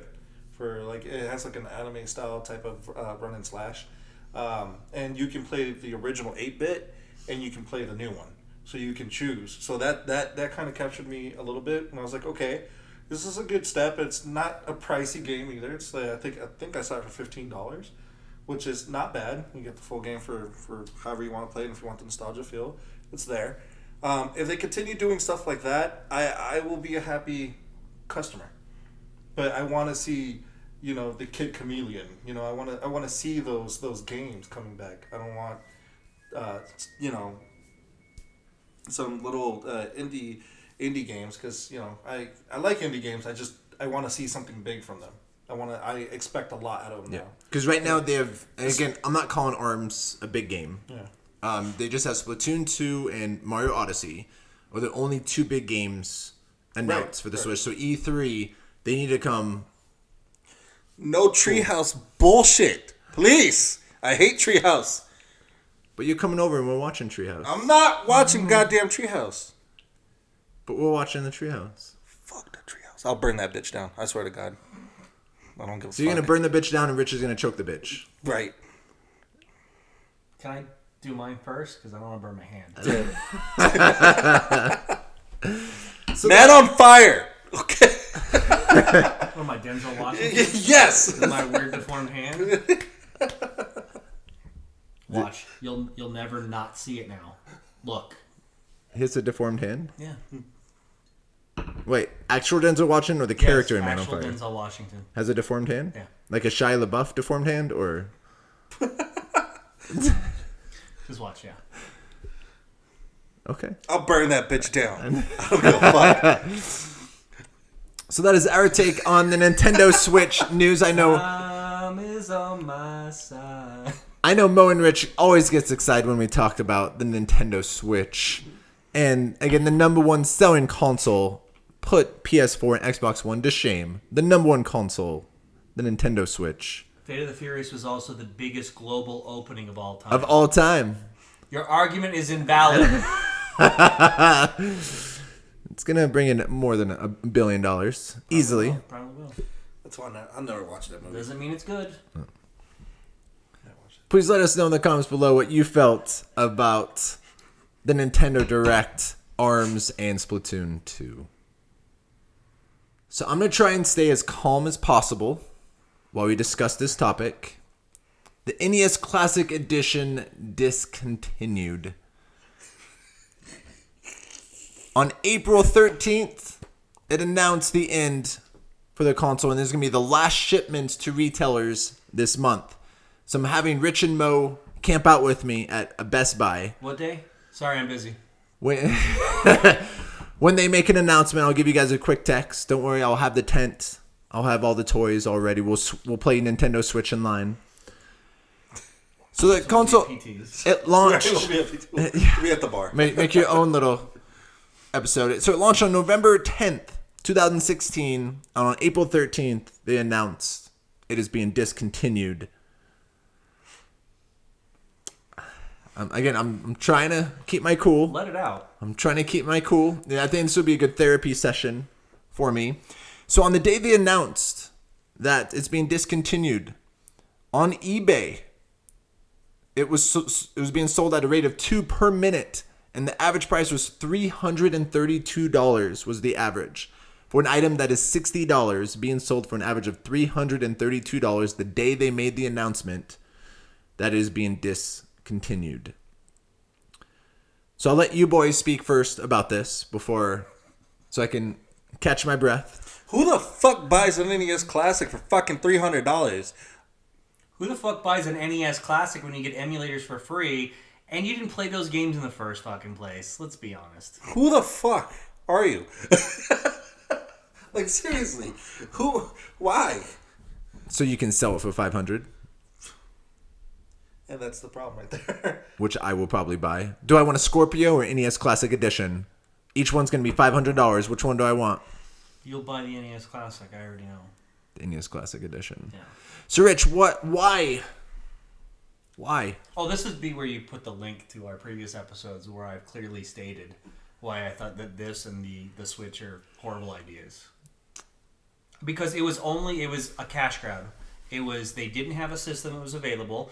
They had delayed Zelda either because of design problems or because they were waiting for the Switch launch. I'm hoping it's the second. I think that's probably why they delayed it, because it was supposed to be for holidays, right? And they needed something to keep mind share and to fill that gap, and that they could easily churn out and make a bunch of money off of, which they did. And they've shown you what I said, which is they only want to make money and they don't think about their customer base. They just think about what you're dumb enough to buy. So they made it available for a couple of months. They cashed in, they cashed out. They're hit and run artists. I don't think that that's the future of the business. It could be if we allow it, if we keep spending money on it, which is why I keep yelling and saying don't do this. I want Mario to be here for my kids, my kids' kids, my great grandkids, on and on. I want to be here for generations. But it won't be. It'll be a little blip in mankind's history if we keep just being greedy and trying to get things. That's what this was. And it's all nostalgia. Because here's the thing. As many games as you have in your backlog, do you have the time to play any of these games, let alone all of them? And yet you are so incensed to buy it because you bought into the marketing. And it's fine. You want what you want. We all have those things. But like us with Mass Effect, we love Mass Effect so much that even when those bad reviews came out, we still bought it. I've had numerous problems with it, as I've documented here. I'm still playing it through, and I'm probably going to do a second playthrough, just not back to back. But I was playing it going, I want to make this last a little bit longer because I was getting near the end and enjoying the ride. I didn't like all the hiccups, but if you keep buying into this marketing shit, they're going to keep shoveling it to you. You have to stand up and go, not enough is enough, but here's the line. Can you go right up to the line and not over it? And then eventually you draw that line out. But as long as you keep backing up, they're going to keep pushing it, where eventually you're going to pay them, $60 for an IOU. You won't even get a game, a system, or anything. It'll be you get $60 to hear the Nintendo Direct press conference. I don't think that we should be that you have to pay good money to sit and listen to their marketing bullshit. We're on the verge of it with E3. They're going to do this if you keep letting them. We're their customers, and we're already adopting what they're giving us. Wait, to charge for the live stream? Yeah. Watch. They will eventually go that way because as we've had... I'm actually surprised they haven't. Exactly, because people will pay for it. I would pay for it. And it's something that within 5 minutes of the thing being announced, it will be online. It'll be on everywhere. They'll just be, we can't link directly to it. But it was discussed. Yeah. Like I heard all day today about Captain Marvel's costume that everybody saw the design specs for at the open house at Marvel Films today, or this last week. Yeah. But they can't show pictures because it was press only and it's NDAs. But they could tell you about, and they basically are like, well, we went on DeviantArt and we basically found the same thing. So imagine this. This is what it was. Just imagine that's Brie Larson's face instead of the artist rendering from Kelly Sue DeConnick's run from the all new, all different Captain Marvel. You don't need to buy this stuff, and that's why you're disappointed. Is because when they sell you smoke and mirrors, and you're looking for substance. But what's so smoke and mirrors about the? They promised you something that they couldn't deliver. They said, we're going to give you back that nostalgia, that little piece of your childhood. We're going to give you access to it again, and in a slightly better way. And you said, yes, I'm down. Take my money now. And they said, hang on, sport. I don't want to take your money. You're like, but you're in business. I got the money. I'm willing to give it to you. Oh, it's not that simple. Here's some hoops to jump through. Oh, we're only sending 4 to every Best Buy. Or get in line at Best Buy at 4 a.m. And even then, in December, they sold us a case allotment of in the 8, desert. But we've already got 2 pre-orders. Plus, I'll be honest, the assistant manager's girlfriend wants one, so I'm only gonna have 5 available on the floor. No, it's bullshit. And then only the scalpers got to them. Mm-hmm. And then they sold them. They sell them, and their price goes up and up and up and up. And Nintendo is fully aware of all this stuff. In fact, I wouldn't be surprised if that becomes the next thing. Is when we get to the 3rd version of Amiibos, that they have their own little store that links directly through the Switch home screen, and you go there and you have your own Nintendo eBay store where you can buy. Oh yes, I got all those Fire Emblem characters that you can't find anywhere. You know, because it's got the weird paint variant. It's only $350 for a set of 3. So you think the idea was, let's put something out in the holiday, because Nintendo didn't have anything really. Yeah. For the holidays. It was market share, and it was a good time to cash in. Put something out until the Switch. The Switch is now successful during the beginning, and then the only other thing you could have done is release the Switch before you had it manufactured, so you couldn't do that, or somehow convince people to buy a console that everybody had skipped over. The Wii U was a huge failure. There was no way to convince them, buy it and then buy these 2 games that we didn't really invest in those either, because you didn't have the marquee titles that were going to be system sellers, because all their marquee stuff was already out and it hadn't sold the systems. There was no way to have a surprise come out because nothing was ready. What was Nintendo's excuse for not having that many systems? That their manufacturing couldn't keep up? But then you have a shit ton of Switches out there. Yeah. Yeah. But bullshit. Even that is that they're falling behind with the. Yeah, but how many people demand. bought a Switch? No, I'll tell you exactly what it's the United flight. I'll go more with the stuff that's on the news right now. I have 100 seats. I sell 100 tickets, but I always know that I'm going to have to transfer crew from one city to another. So I may have anywhere from 0 all the way up to 8 that need to be accommodated on this flight. So then put a crew section, and then if you get to the end of it. 2 hours before that flight's going to take off, guess what? I only have 6 of the 8 seats spoken for. So I got 2 in the crew section that I can sell or put standby people on, as opposed to I already boarded the plane and went, oh yeah, guess what? 4 people last minute when we're still sitting at the gate and people are already on the plane. Anybody want to volunteer? Oh, you don't? I'm going to call the police. That's the kind of behavior you have when people are not focused on how to do business right. But they've had supply issues since day one, since launch. But it's because they're not managing it right. If you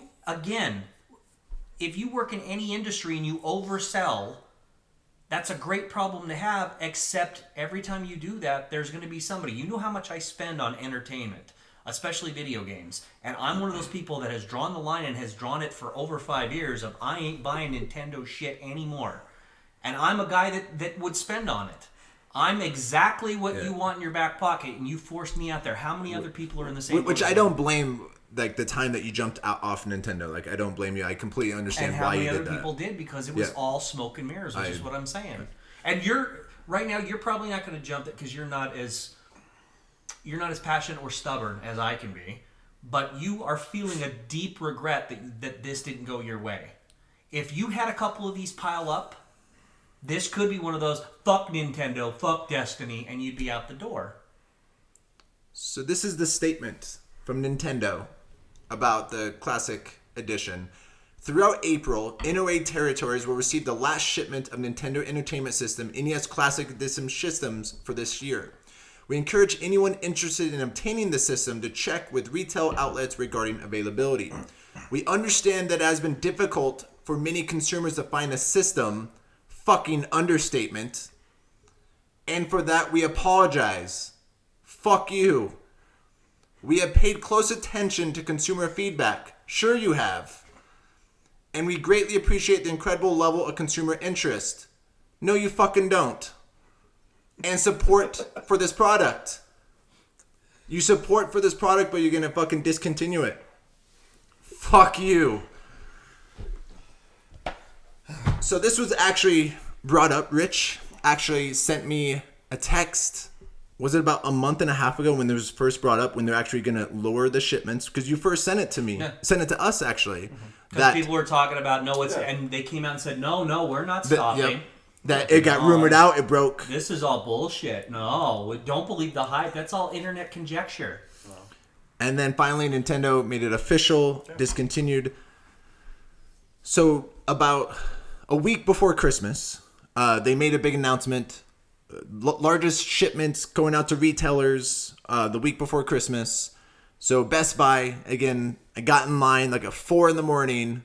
for Best Buy to get the NES Classic Edition. And they had 50 of them. So they had a large shipment. They had 50. I got in line at, I think I woke up at 4. So they opened at 7. Around 4:30, I think I got in line because they start handing out tickets at 6 a.m. So I got in line around 4:30. Again, it's cold in Las Vegas in December. Everyone thinks it's all hot, but it gets cold out here. And once I saw the line, like, I have no chance. Like, you know how many they have. I think I was probably 100 in line. So I don't feel as bad. I would have felt bad if I was like number 51 or 52 and they had 50. Then I would have been fucking devastated. Well, and was Best Buy, do you know if they were limiting like one per group or one per customer? One per customer. But then one per customer if someone brings their wife. Yeah, that's 2. In. So there's 2. You could be number 50 in line, but guess what? We only had 38 technically because we had all these people that were just up. One per customer. And no one knew how many there were. So again, everyone then started handing the tickets out at 6 a.m. and then that was the end. It was something I still want it. I'm still debating if it would probably be posted online. Like, this is the last shipment. How bad do I really want it? Or do I take the chance that they're going to do a refresher and do it again? Like, all right, we're going to start over in like a year or two, do a Super Nintendo where you can actually download more games because it was just the 30 standard games. But the reason why I really wanted it, and everyone was making a big deal of the cable being short, just buy an extension. I had no issue with the cable being short. The thing is, if it's not usable in its regular state, it wasn't. Then that's a problem. That's you giving the finger to your customers. But it was worth $70, $60 plus $10. That was. Why is it worth that to you? Because you get 30 games. Again, these are one of like the best games of all time.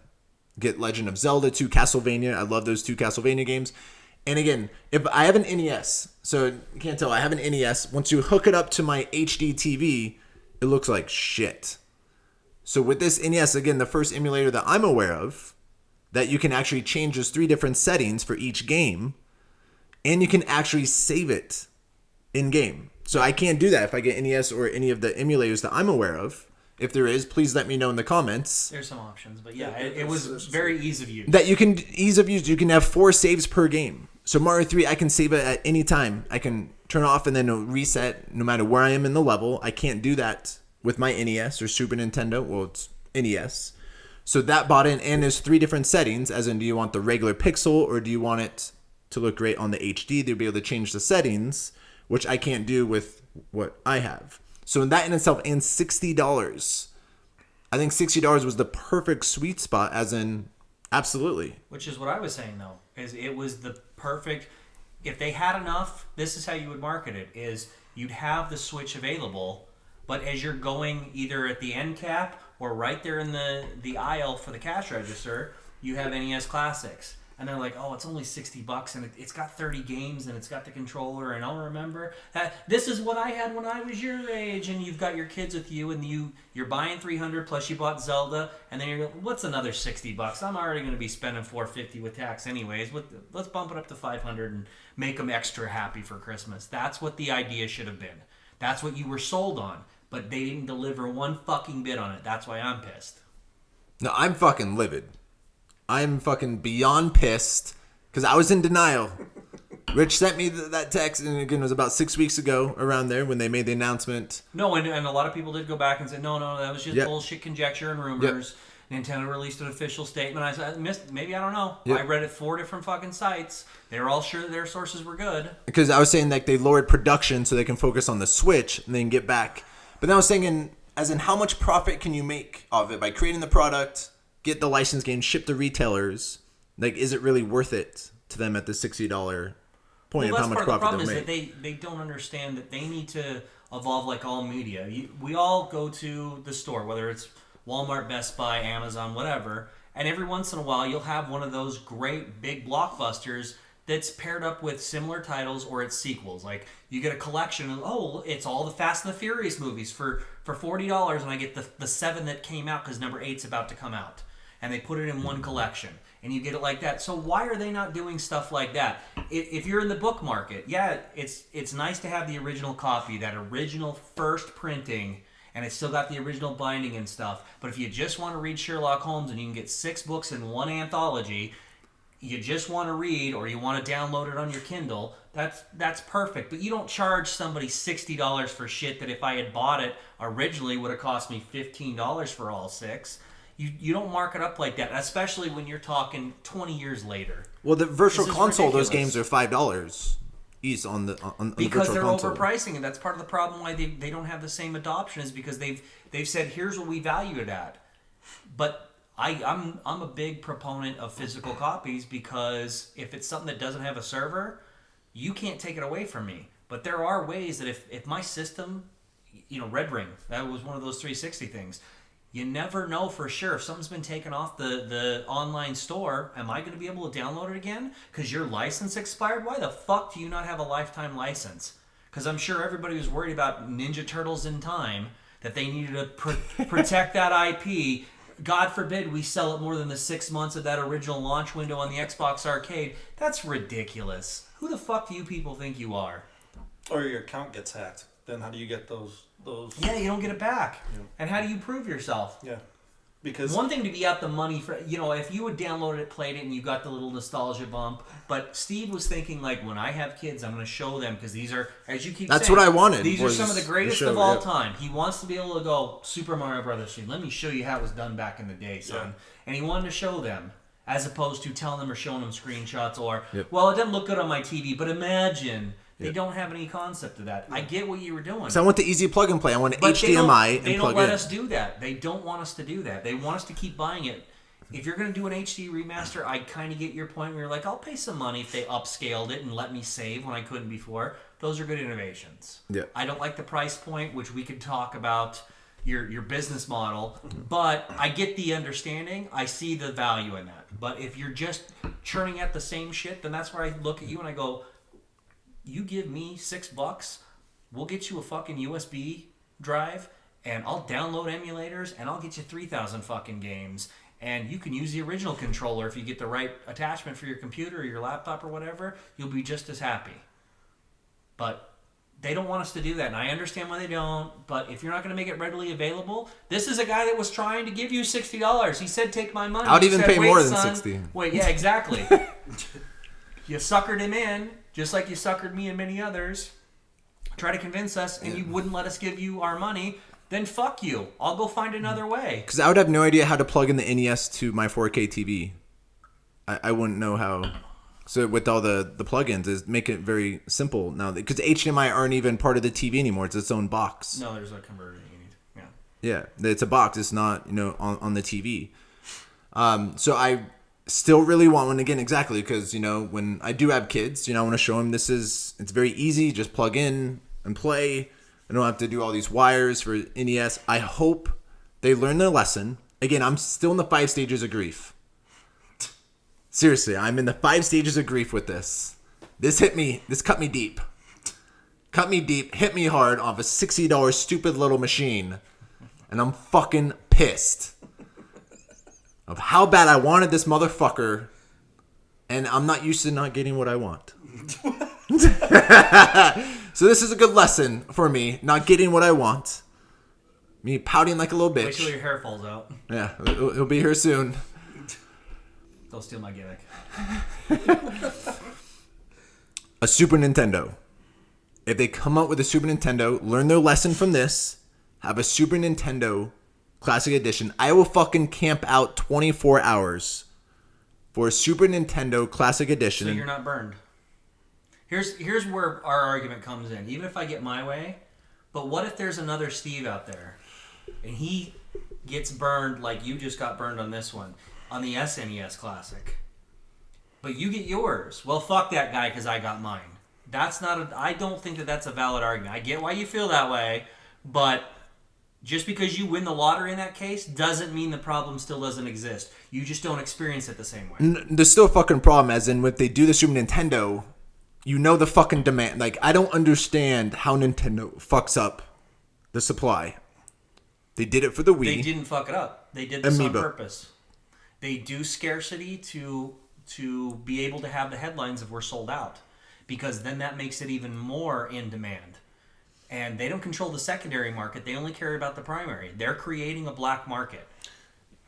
They're doing it to themselves, and they're hurting their own fan base, because eventually these people will grow old and grow tired of this bullshit. My heart's hurting. And There's only so many times you're going to spend $300 for a $60 purchase. And that brings a separate point too. Like PlayStation 2, remember when there was nothing, you couldn't find one in the goddamn world? It went on till almost May of the next year. Yeah. Has PlayStation done that ever again? No. Or Sony? I mean, Sony hasn't done that. Yeah. I'm sure. Well, Xbox they learned the supply, because PS4 is, I believe, the fastest selling console ever, because they learned the supply. They had enough supply for the demand, and that's why PS4 is kicking so much ass right now. That's business. They learned their lesson. That's a good business. And Nintendo has been doing this since at least Nintendo 64, where I was cognizant of we were having issues with the supply chain. Remember, I was in retail at Toys R Us when that came out, so I saw it from that end. And then as a consumer, and remember the Wii? How much that was on eBay? It was selling for $1,200, $2,000, somewhere in there, for a $200, $250 purchase. That's ridiculous. Yeah, the Wii and Amiibos, those two. The Wii U, if it would have been a decent system, would have done the same thing, but nobody gave a fuck. And that's my point. If Nintendo doesn't give a fuck, why do we? We're making our own fucking aggravation. Drop it. Make them only make Zelda games, instead of you having to buy a fucking Joy-Con for $80, which is a stupid fucking idea that none of you really care about in the first place. Yeah. They're You're not getting heated enough. I need some more passion here. Reggie, I'm trying to. You got your goddamn mind. Reggie, you got your goddamn mind. You son of a bitch. No, that statement that they said, absolute fucking bullshit. It is. We understand the consumer, apologize, go fuck yourselves. Unbelievable. They just reaccommodated unacceptable. You. That's all it was. Unacceptable, not buying in that bullshit. But again, hopefully this is a lesson learned. Again, I'll be in the acceptance phase of my 5 stages of grief. But that's what we're saying. This is not a lesson learned. This is 15 to 20 years. Yeah, it was 96, wasn't it? Was the Nintendo 64? Yeah, September 96. We're at 20 years of them doing this, and they've only gotten better at it as far as being crafty and fucking over their own consumer base. And I told you, I'm one of those people that you fuck me right out of buying any of your shit. There's other people that have or will be making that choice. Doesn't mean it'll put them out of business, but that's harmful to the business when you do that. If you make it so that people... Again, we're in a resort town. If things are so bad at one of the resorts, something horrible happens, even if you're not associated with that company, it'll hurt the entire industry of this town. Which is why you need to look out and make sure that, it's kind of funny if something goes wrong and someone's got delays on their housekeeping schedule.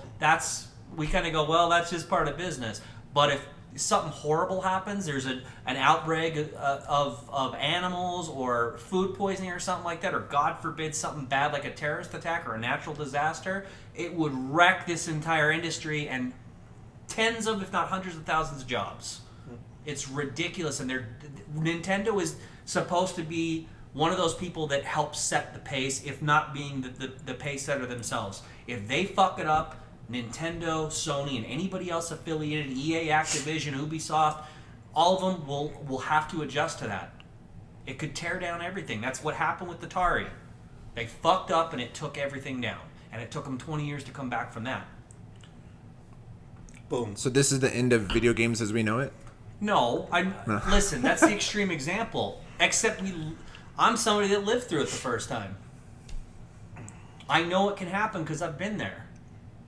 And I've seen people that got overly involved. And it's not just their industry, but specifically in video games. Atari did the same exact fucking thing. Shovelware and third-party bullshit. They didn't actually invest in innovation. They just figured, you're going to give us your money anyways. You're a fucking moron. And then it got buried in a fucking ditch. Literally. No, that's Great documentary on fucking history. Netflix. Just saying. The Buried Games. It's fucking bullshit. There isn't anything around it that's clearly what this is. Complete bullshit of how this entire situation was handled since launch.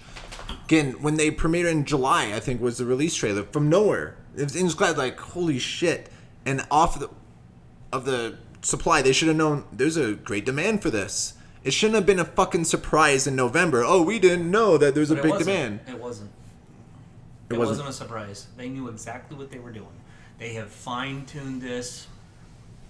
Think about how much effort many of us put into fantasy football. All these analytics that everybody tracks from what you click on through your Facebook likes and all that kind of shit. You think that Nintendo doesn't understand how many people could possibly buy a $60 emulator? This is ridiculous. They're not that stupid. And if they are, then why do we give a fuck what they say on anything? Because they're obviously morons. I don't. Because we're three chimps on fucking Davenports that have the same goddamn idea, and we're not in the industry. Called me a chimp. That was a Wayne's World reference. Okay. Oh, I haven't seen it. Of course, you haven't. I haven't seen Wayne's World. Okay, so he had a show, and he was forced to have a video game arcade owner come in to be his sponsor. And he didn't want a sponsor, and Rob Lowe's character forced it on him. Rob Lowe's in Wayne's World? Yes. And he was forced to talk to Noah from Noah's Arcade, get it, like a Bible reference, haha, and he would make fun of him. And so Noah was like, why do I want to talk to two chimps on a Davenport? Which is funny because Mike Myers is Canadian, and, you know, U.S. residents don't say Davenport. I guess we'll have a movie night. I know there's a sequel. It's better than watching Nintendo Direct. Hey, Or fucking Treehouse, you pieces of shit. Hey, Treehouse! That's how you Bring make it it back. full circle. Coming back full circle, even though I felt like I got the circle jerk from Nintendo, this Classic No, Edition. because they didn't let you come. I They didn't. just left you the blue balls. I know. And you're sitting here all angry and... I might have a chance again. I have a question to ask. Is it worth it? No. But again, obviously in December, I didn't want it too bad that I didn't get in line sooner enough. So that's what I get out of this. Yeah. I didn't want it enough. I was there at 4:30 in the morning. It's my fault. 4:30 in the I'm morning. Asshole. An hour and a half. I'm an asshole. An hour and a half before during the holidays. I was at the mall or whatever, the shopping center at 4:30 in the morning to buy shit that's 25 years old. What an asshole I am. I should have been there sooner. I think when you texted me, I was at the bar. I was getting fucked up, too. Yeah. Which is the right way that you should be Yeah. at 4:30 in the morning. I know, it was like at 5 in the morning when I got in line getting comfy, and then I sent Mo a text like, dude, I'm in line for And the I'm, NES like, Classic. answering And he's back. getting He's drunk, like texting at 5 in the morning. And he's like, what the fuck are you doing? I'm like, I'm pretty buzzed right now. I'm sorry you didn't get your Nintendo. Fuck Nintendo. Yeah.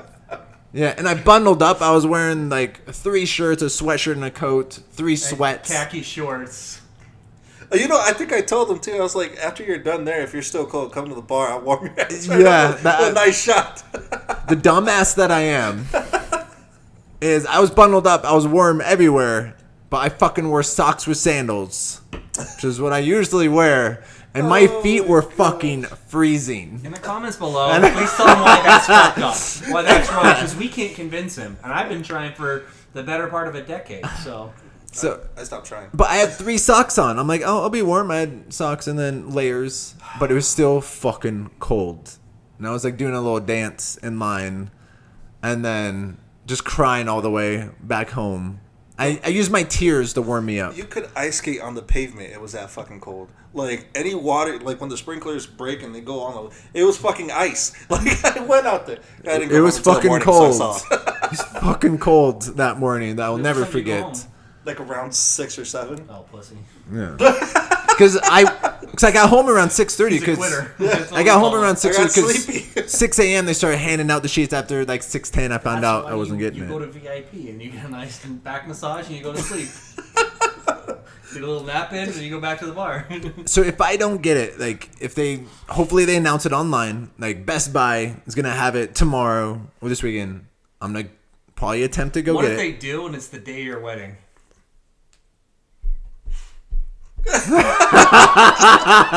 Boom. I'm gonna stay quiet. But the wedding's in May, so they said the last shipment would be in April. So Yeah, hopefully but they didn't get it in the supply chain It's- until they ship it out on April 30th. Goes through Best Buy's whole thing, and they're like, "Guess what? May 6th, it's available." That's And why- it's only that's- a Saturday. It does make sense. They do a lot of Nintendo events on Saturday. that's why I have incredible groomsmen who will be team players. Oh no, I gotta get my fucking tux. Yeah, I gotta dress up. I have incredible groomsmen that I trust very much. Plus, I gotta drive over Not there. the- I don't even know where this place is. Yeah, I don't know what he's talking about.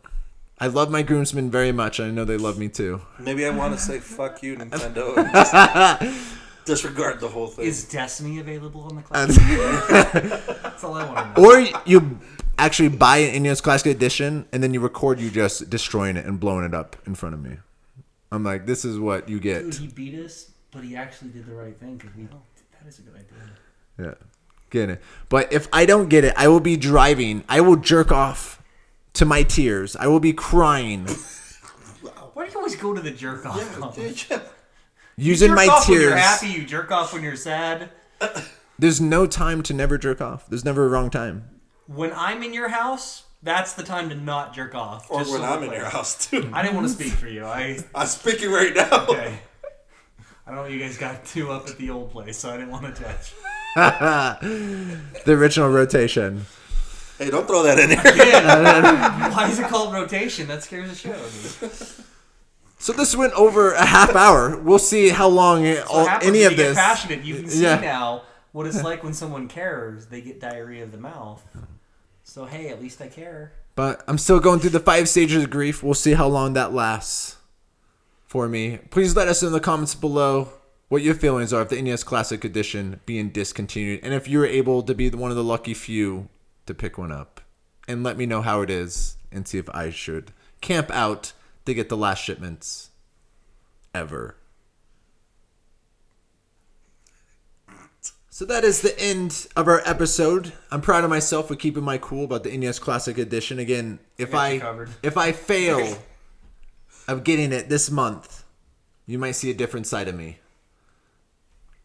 Different side that I'm gonna Hulk it up. I'm gonna destroy this fucking table, throw it against the wall. Fuck you, Nintendo. Fuck you. It's never gonna happen. But we're going to end the episode again, always going balls deep. This is where we let you know what games we're going to be playing all week long. Enmo, what gamer games will you be playing this week? Persona and Dark Souls, because the DLC released for the Ring City, so I'm getting into the Ring City right now. How far are you in Persona? Last time you did 40 hours in 1 week. Where are you at now? 65 hours. You only did 25 hours this past week? I cut in some Dark Souls time. Those are amateur numbers. You need to bump those numbers up. I was busy, man. I had people coming to town. They watch you play. No, I had to go to and Blaster Master. Listen, if you're not committed to this, we're gonna have to have a Dude, you played more hours this 25 than I have in the last month. And this more than that. Because Zelda, I played the shit out of Zelda. No, But then after that, I've just kind of Mass Effect. Yeah, it's but no. passionately playing. Yeah. You weren't playing and you Yeah. didn't sound very passionate. That's all I'm saying. But we don't want hobbyists here. but Mo, and That was the evil Luigi just look. like, what the fuck? And Mo, you picked up Blaster Master for your Nintendo Switch. I did. I enjoy it. It's a. But there's a fight over the Switch though, about the usage. What do you mean?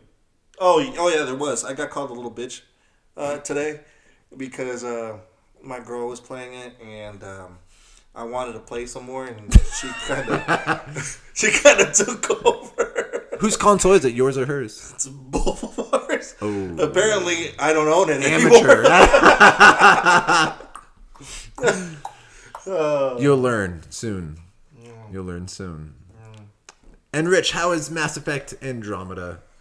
Almost to the end. I got the final mission, a couple other little side quests that are probably just cutscenes. Like I haven't had the love scene, but I know it's set up. Like I've got the email in my terminal come by when you're on the ship again. So yeah. So you do that. I'll be honest, it's very reminiscent of Mass Effect 1 in that respect. In fact, so much so that it did feel like there was a lot of things they were trying to do but did them worse, which is what I said before. It feels like an expansion pack.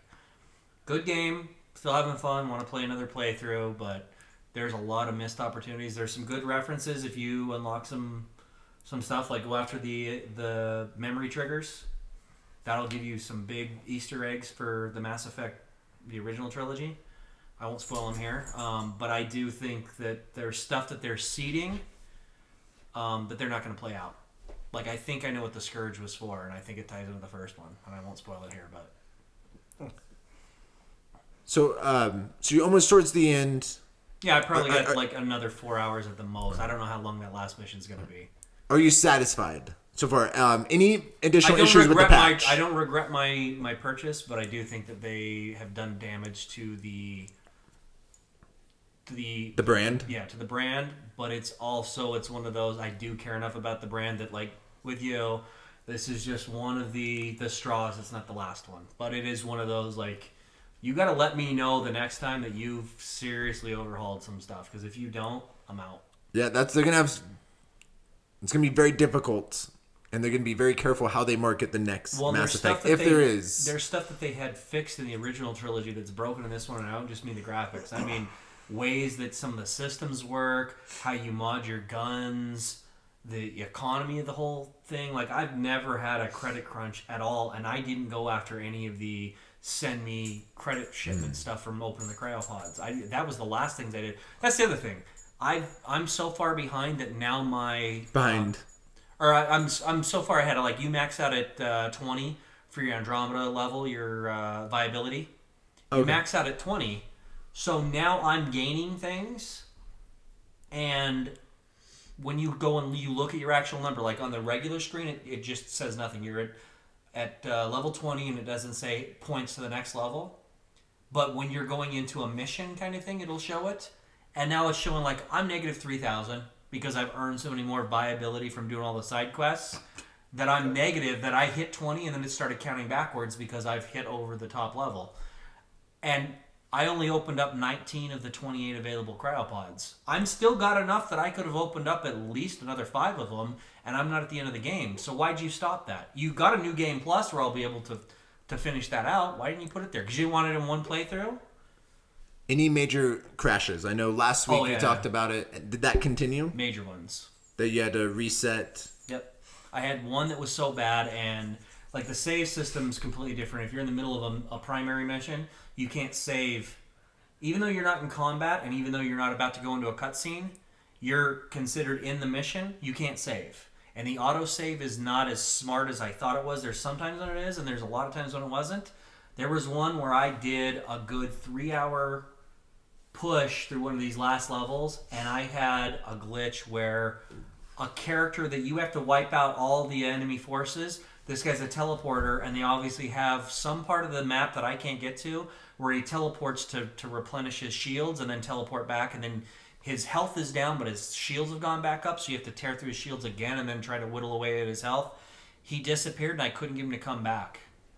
And it got stuck, and I started looking, and then I started like, okay, I'll jump to weird parts of the level, because there's places where, okay, there's got to be one of these rooms, it's got to be somewhere on this map, maybe it's underneath. And I went below, and I couldn't find anything, and eventually I got stuck in the geometry, and it just paused. I don't know how many times I've been stuck halfway through a wall, or I was trying to move, and I apparently got stuck in something. I can't pull my gun, I can't jetpack out, I can't move around, and my character just keeps doing this.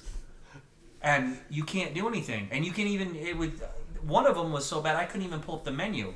It was having such lag and such problems, I couldn't do that. I had to basically hit the power button and do a soft reboot of the whole system and then go back in. But it, of course, where was the autosave? Right before I launched the mission when I was still on the Tempest. So there goes 3.5 hours, and I had to replay. Have you played any like high-profile game like Mass Effect and had this many troubles? Only Skyrim. But as like crashes? Yeah. There's a lot of bugs in Skyrim, but actual... Yeah. There was a...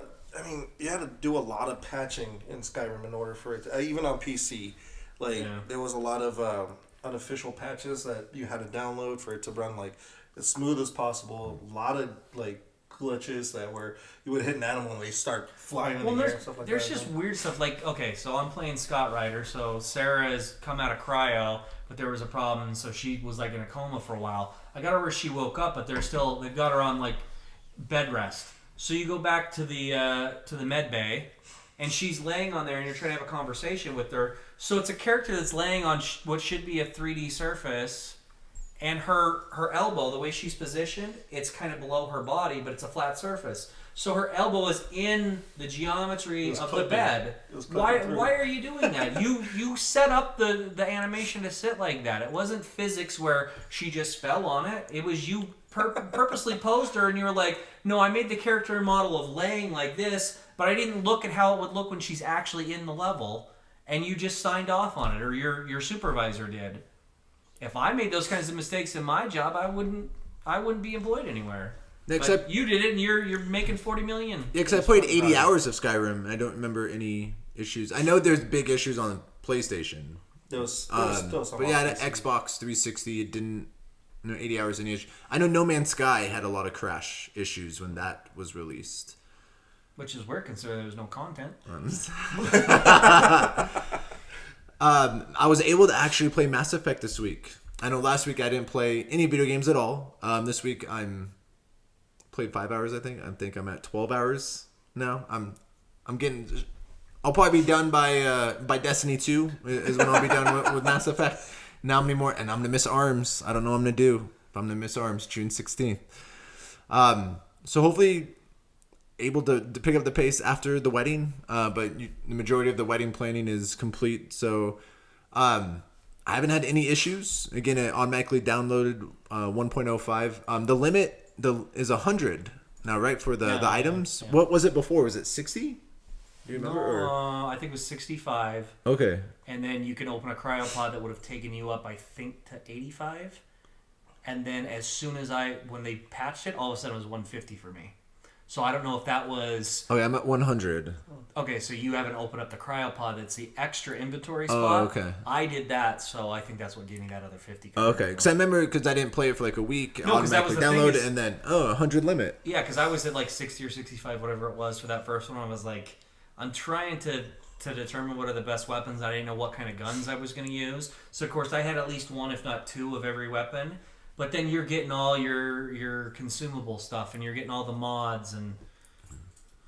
Yeah. It until that patch came, every time I finished a mission, it was basically, let's go through the inventory. Okay, delete, delete, delete, delete, delete. At least you were getting building materials, but like I said, because I'm developing all my own weapons, I didn't ever have to really buy anything.